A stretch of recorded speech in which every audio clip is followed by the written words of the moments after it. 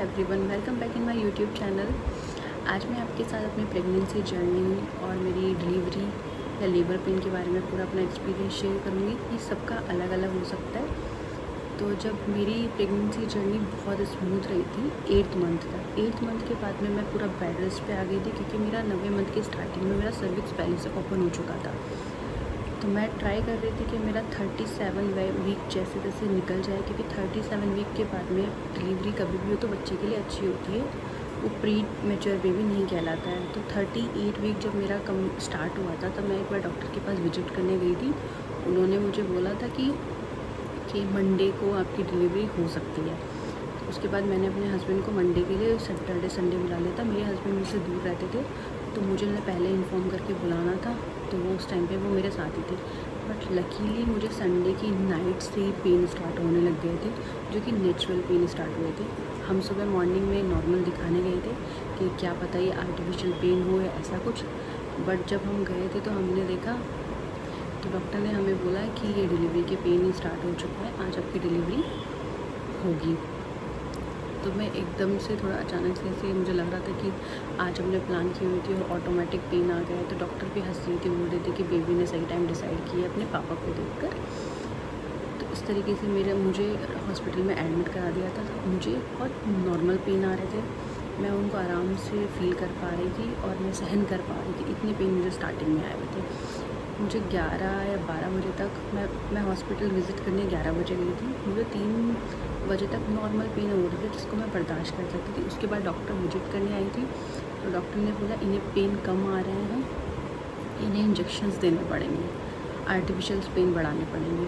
उसके बाद मुझे आर्टिफिशियल पेन दिए गए और उसके विदिन 5 मिनट्स में मुझे इतने ज़्यादा पेन आने लग गए थे कि मुझसे बर्दाश्त से बाहर हो रहा था। मुझे लग रहा था कि ये शायद मैं नहीं कर पाऊँगी।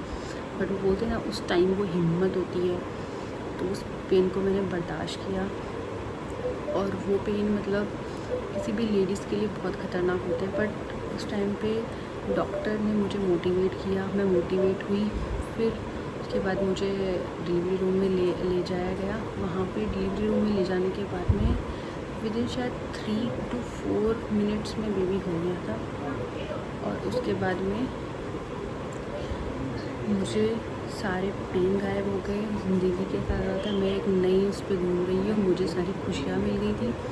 तो ये एक नॉर्मल फेज़ था। मुझे जो मेन वाला जो पेन था वो आधे घंटे रहा था, जो कि एक्सट्रीम पेन था। उसको मैंने आराम से बर्दाश्त कर लिया था। पर लास्ट के जो 5-10 मिनट का था, उस पेन में मेरी डिलीवरी हो गई थी। तो आपको डिलीवरी या लेबर से डरने की ज़रूरत नहीं है। भगवान को याद रखिए और अपने आप को मोटिवेट करते रहिए, ऑप्टिमिस्टिक रहिए, सब कुछ अच्छा होगा। मुझे आर्टिफिशियल पेन भी लगाए गए थे। उसके बाद मुझे 3 दिन तक हॉस्पिटल में एडमिट किया गया था। मैं सुबह एडमिट 11 बजे हुई थी, तो मुझे बेबी डिलीवर हो गई थी 5 बजे तक। उसके बाद में हम 3 दिन तक हॉस्पिटल में रहे थे और ड्यूरिंग लेबर मुझे खाने को नॉर्मल खिचड़ी या फिर जो डिलीवरी से पहले मुझे गरम दूध दिया गया था, गरम चीज़ें दी गई थी, जैसे दूध में गुड़ डाल के देते हैं, दूध में घी डाल के देते हैं। ये मेरे पेरेंट्स ने मुझे दिया था।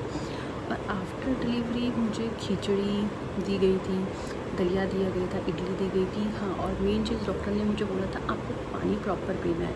बट ये हमारे ओल्ड लोग विश्वास करते कि पानी नहीं देने से पेट रह जाता, बट ऐसा नहीं होता। आपको पानी कंटिन्यू करना है, आपको आपकी डाइट बहुत अच्छी रखनी है। हाँ, थोड़े टाइम के लिए आप ठंडी चीज़ों को अवॉइड करनी होगी, थोड़ी गर्म तासीर की चीज़ें लेनी होंगी, जैसे पपाया बहुत अच्छा होता है डिलीवरी के बाद में।